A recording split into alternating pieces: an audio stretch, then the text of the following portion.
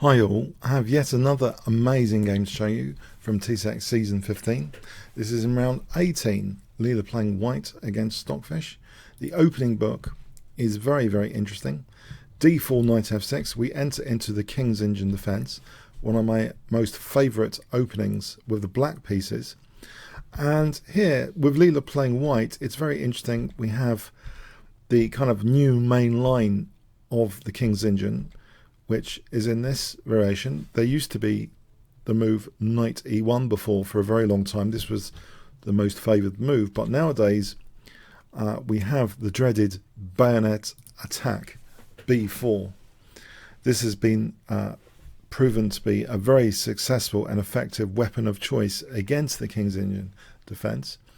And we have here now Stockfish playing knight e8. Well, we're still in the book given to them, to be fair. So knight e8 is in the book given to them. Knight h5 seems to be the more favoured move nowadays. For example, rook e1 and then f5, not minding knight g5. So for example, knight g5, the knight goes back to exert pressure quickly on white's centre. And after bishop f3, c6, this has been seen before, where there's a bit of play for black. It's supposedly an evenish position where b4 doesn't seem that great, but white has the bishop pair. There's interesting dynamics going on in this position. But anyway, knight e8 was played here as part of the book given to them. c5, so a very quick thematic targeting of d6. f5, knight d2. So not only supporting the centre, this knight keeps hold of the d5 square, and this knight can go into c4 to put pressure on black's pawn chain. So a very thematic manoeuvre, knight f6, and now we have a4, bishop h6. In this position, there's a very high level game, Vladimir Kramnik against Hikaru Nakamura, which saw f4 rather than bishop h6, and that game continued like this. Let's have a quick look at that. So Kramnik is very good against the King's Engine. This, tactical idea to try and deflect the knight away from c4. So it got really sharp, this game. Incredibly sharp game. And white, playing super dynamically this piece sack. But look at the white pawns and winning the rook over there. Eventually, a very tactical finish to the game with the knight and queen cooperating for a kind of perpetual check scenario. So very interesting, entertaining game there. That was played in Kanti Manzisk 2010. So, but in this game we see the move bishop h6 chosen by Stockfish. So we're out of the book now. The first move actually was a4. That was the first move out of the book by Leela. Bishop h6. So this is an interesting choice. Bishop h6. We have a5. There is the threat of a queenside kind of form pawn. By the way, my form pawn t-shirt is soon to be delivered. I'm looking forward to wearing that when I talk about form pawns. So a queenside form pawn. Usually with associated form pawns, the more deadly type is near the king in my view. But this can be really dangerous to have a pawn installed on a6. King g7 is played. If black plays a6 to stop the dreaded queenside form pawn, it seems, for example, this is a fictional variation. And white does have a lot of pressure. That d6 can be tactically exploited sometimes like this, where it's undermining the whole pawn chain. This diagonal is dangerous for black. And you can see that black's trying to hold on to e5 here. Otherwise a dreadful fork of queen and king. So this is just a fictional variation, but it shows some of the dangers that black faces if not careful. So a move like a6, basically in a nutshell, might let white create significant pressure on the diagonals. Every move is crucial here. We have actually king g7, f3, and now bishop e3 check. King h1, bishop d4. Now, sometimes it's nice to get rid of this bishop if you're going to put all your pawns on dark squares. Sometimes. We have bishop e2. The knight was attacked, of course. g5, queen c2, and now f takes. Knight d takes. Bishop f5. Queen d2, looking at winning that g5 pawn. That's protected. On knight takes e4, which does not only hit the queen, it protects that for a moment. There's f takes and f bishop takes. In fact, queen takes seems to be the strongest move here. For example, like this, and then hitting the queen, and then queen e3 hitting e4 and g5 like this is going to be very good for white. This can be part of undermining the diagonal tactically. So, for example, with rook d1, queen g8, if bishop f7, then bishop takes e5 is good to try and exploit that pinned pawn. And white's doing really well there, avoiding the back row mate. So there are some really dangerous lines here. If instead of queen g8, if bishop f7, then, sorry, instead of on queen g8, bishop takes e5 check is possible with queen takes e5 and queen takes d5. So it shows there's a lot of dangers if black takes on e4 here. So just simply protecting the pawn here, h6 was played. We have the form pawn on the queen side installed. So what does this actually mean? You know, what are the lessons potentially of the queen side form pawn? Sometimes that's only 2 steps away from queening if it wasn't blockaded. But imagine it's only blockaded by these 2 pawns. Imagine this pawn captures towards the center. Then it just takes really a dark squared bishop to somehow later hit b6 to take on b6. And all of a sudden, we're only, we're nearly queening a pawn. So it's actually a long-term installation of a very dangerous threatening passed pawn there, which might be unblockaded. So bear that in mind. The a6 form pawn for endgames with the dark square bishop could be liberated at some point. We see now c takes d6, which is making that less fictional, that scenario where this bishop could later hammer at b6's door. So it's less fictional. We have knight takes f6, and now rook c1, and now bishop takes c3, giving up the dark square bishop. So that seems to be a very, very interesting decision, but perhaps black was really afraid of things like knight b5, and that point c7 is very dangerous for black. Typically in the King's Indian it's very dangerous. So that's one idea anyway. But black took off that knight. Rook takes, which keeps the d pawn protected. Rook c8, and now rook takes c8, rook c1, and now b5, locking down that pawn on a6, protecting it. We have rook f7, king g1, bishop h7, and now h3. So in advance of any g4, just extinguishing any g4 possibilities. We have knight f5, rook c6, queen f6, bishop d3, bishop g6, and now queen b4. So there might be the possibility of taking on f5 and taking on d6. The d6 pawn is protected again. Queen e1. We have king f7, bishop e4, knight e7, rook c4, king g7, queen c3, queen f7, rook c7. So an infiltration there via c7, knight g8. Tactically here, if knight takes d5, that just loses to rook takes d7, because then we take the queen and we take here. Peace up, thanks very much. So knight g8, bishop takes g6, king takes. The queen has to protect d7 here. If rook takes c7, then bishop takes. This position is good with, believe it or not, can you see the importance of this pawn here? White's play and win. If I give you 5 seconds.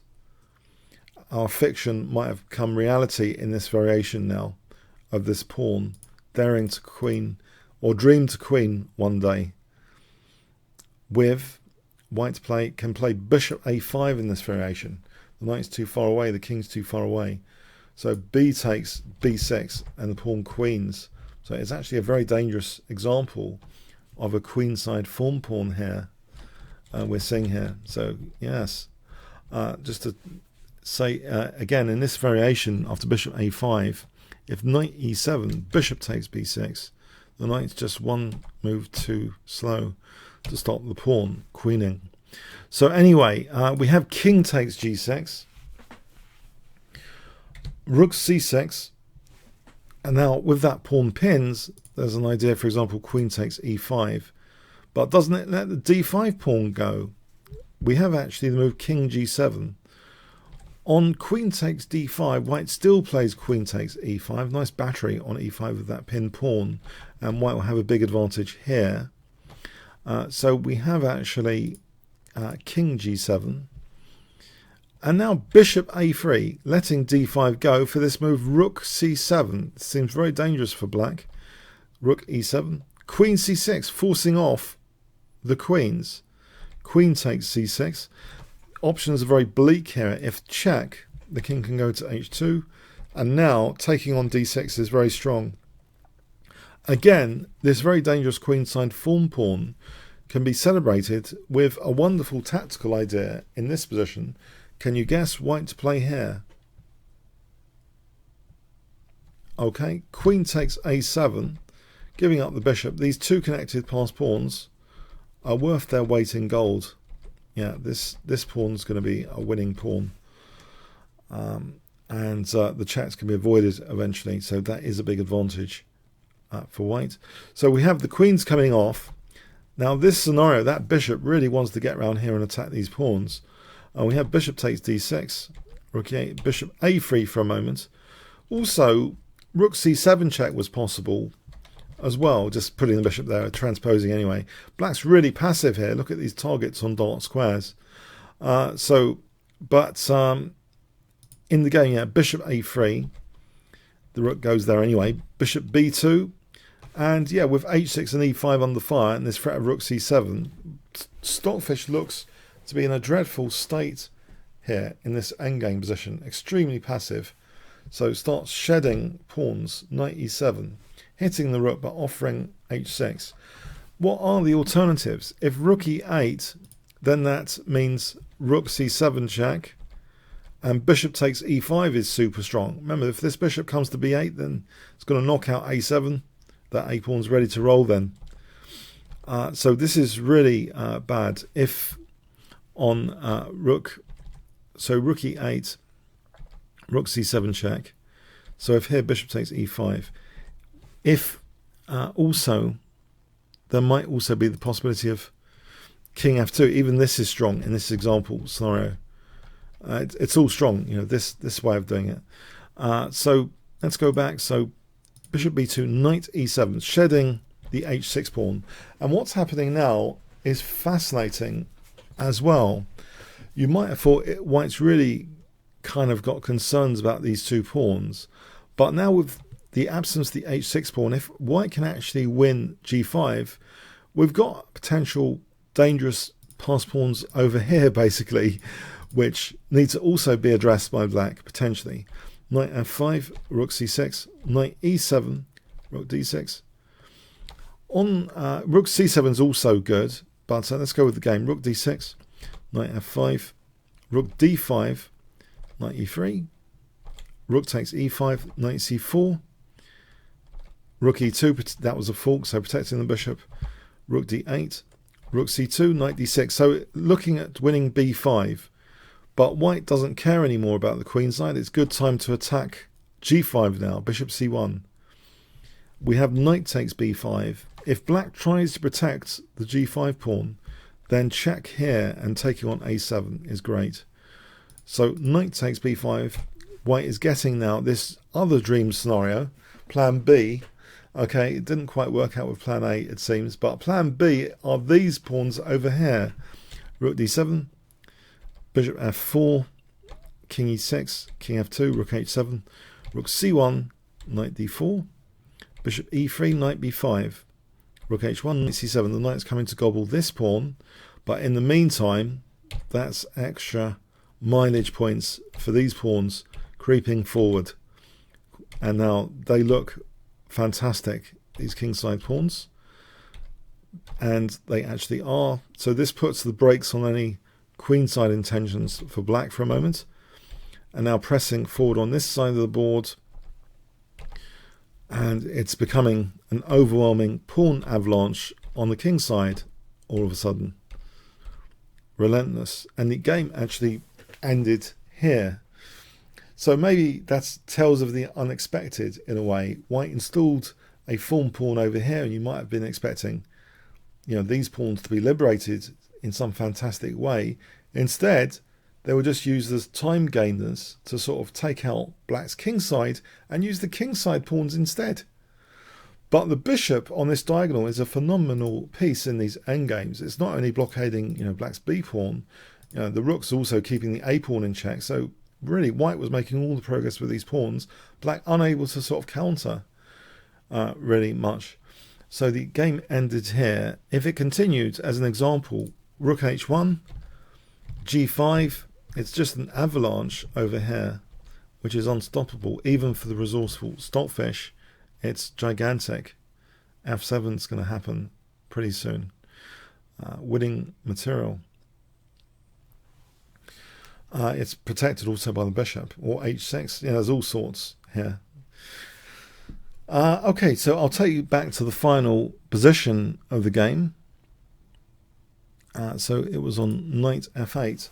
So it seems, you know, Leela was able to defend the dreaded bayonet attack with the black side, which was really impressive in its own right. Perhaps that's a bit of a filter on this channel because we're showing, I tend to show the decisive games, but there's like amazing ways of playing to just equalize from this opening, which has put off a lot of King's Indian players because it is an accelerated kind of thematic attack on the d6 pawn, on black's pawn structure in general. Okay, if you enjoyed this game video, then please click on the top left box, which should appear shortly. Become a member at chessworld.net, play against other YouTubers, or myself. If you register with the code 1053 or Kingscrusher in the registration, I should be able to invite you for a game. You can also test yourself on the variations covered in these games from the Improve menu, the Puzzle Books option, which has been the big project for me this year. That has a link to the annotated games. Comments, questions, donations, see the description. Like, share, subscribe with the notification bell. Really appreciated. Thanks very much. Addendum puzzle book. So there were some interesting variations behind the scenes of this game. After the move bishop f7, I believe actually strongest was not rook takes, but rather bishop takes here. And if winning the queen, yeah, this is going to be good. We just have to avoid getting back row mated after. As mentioned, the queen's better than rook and bishop. Here, white play for a clear advantage. Yeah, spot was the idea here. I think h3, nope, was played later. Okay, this is a little bit less clear cut actually. No, I've forgotten this particular variation. It's a bit arbitrary. So here, knight takes d5. I think we can just take on no, we take on d7 here. So if queen takes, bishop takes d5, brain engage, and we'll just piece up there. Okay, here, there's the wonderful bishop takes b6. I believe the knight's too slow to catch the pawn. Here, queen takes e5 was possible using that pinned pawn. Big advantage for white. Here, I think the check was good, and we can actually just take it here, I believe. And here we can just, again, it's pretty similar, I think. Nope, nope, it's not. What's the idea? King f2 first. Okay, sideline. Actually, yeah, I'm not too sure. Okay, it seems very similar in theme, basically. Now here,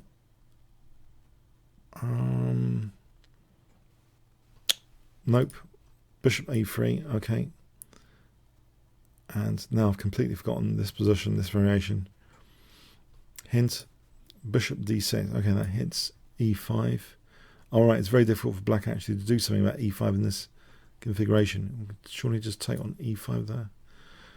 Okay, so here I think we can just take on e5 or a7. They both look strong. All right, taking on a7 then. A couple more. Here I think rook c7. And now, well, we can actually play bishop takes e5 perhaps. What was the move? It was a waiting move. Okay, and then, nope. All right, we can go for the g pawn here in this situation. And here, okay, check. I think we can just swipe the a7 pawn off.